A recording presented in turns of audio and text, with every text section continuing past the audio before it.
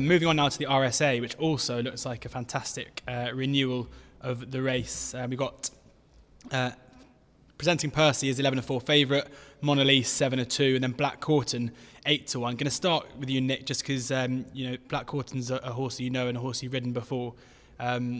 Surprised to see him in this company, or do you think he's there on merit?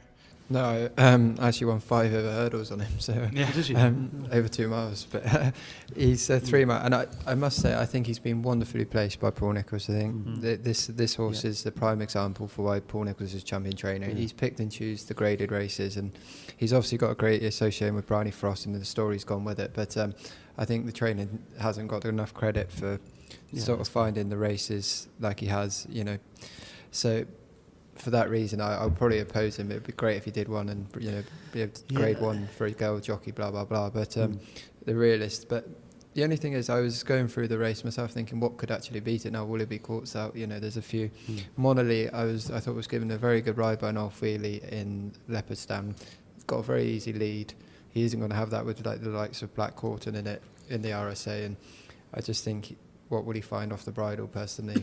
Monolith. Are we sure Monolith's going to go for the RSA now that will be Courts Out the JLT? They have suggested that he will run. Yeah. Right. I think he will go. It's an open race, isn't it? For me, watching Black Corton, I just watch him race, and I just wonder whether he's got enough class to win an RSA. Ad Ascot over the first couple, he doesn't sort of look like he oozes quality. I mean, it's a magnificent placing through for this RSA, and it's so open. I don't think it's quite a weak. Looks quite a weak renewal, but he doesn't look like he's going to find off the bridle because he doesn't. He's got, he's not a sort of big striding quality sort of animal. So I always look at him and think, does he have enough class?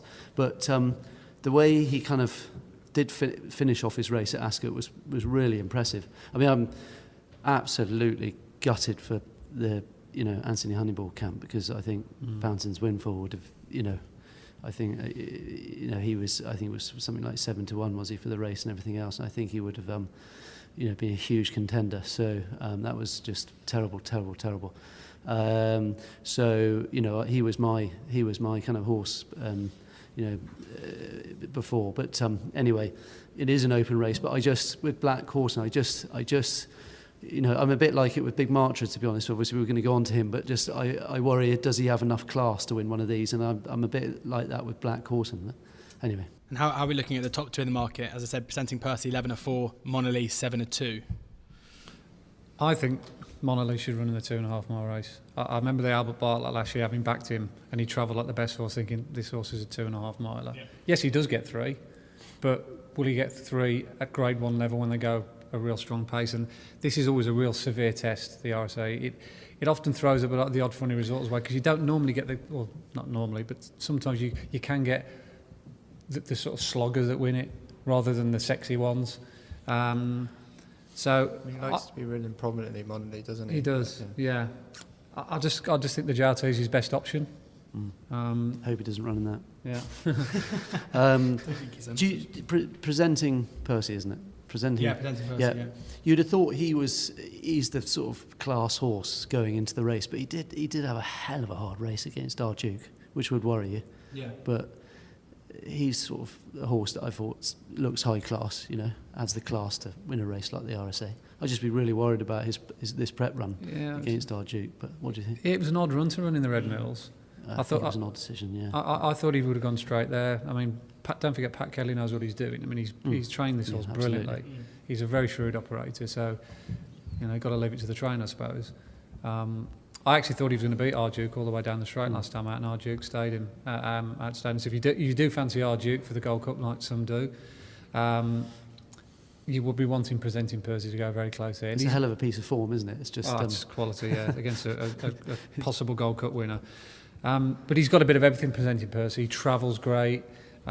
He jumps well. He stays well. He's won a 3 mile 5 race at Fairy House in a good time figure. And of course, Davy Russell, who's probably pound for pound one of the best Cheltenham jockeys out there, rides him. So he'll make sure that he jumps well and preserves energy. But getting on to Black Corton, if you do fancy Black Corton, some do, There's a horse I think is a really interesting contender if the Tizzards decide to go here rather than the 4 mile, and I think he would be a player because he isn't the classiest of horses, but I do think Elegant Escape is definitely worth a mention, because on the day when he beat Black Corton at Newbury and Anthony's fell at the third last one, I think he was half beaten actually, Fantin's Windfall.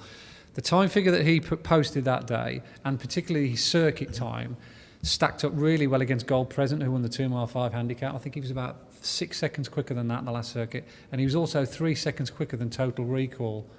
So he can really operate at a good level when it's a test of stamina. And Tizzard's horse would be in better form now than he probably were back then. Absolutely, that's another really good point.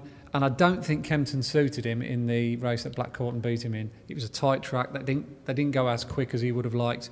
He's all about stamina, Elegant Escape. He's got Cheltenham form. He's a very, very reliable type. I don't know what price he is. I haven't looked in the last week or two. He's best price, non-runner, no bet is 16 to 1 with Boyles. You're getting a bit of 20s, even 25 to 1 with Sporting Bet. Absolutely massive price that is. He's probably the pick of the prices for me in that race. If he runs, I think he's going to be a dangerous floater. There you go, a certified Andy Holding tip there, exclusive so far to the podcast and the video. Elegant Escape in the RSA. Unless, Mike, you got anything to add to that, I'm going to move on to the Coral Cup. Nothing of value to add anyway. But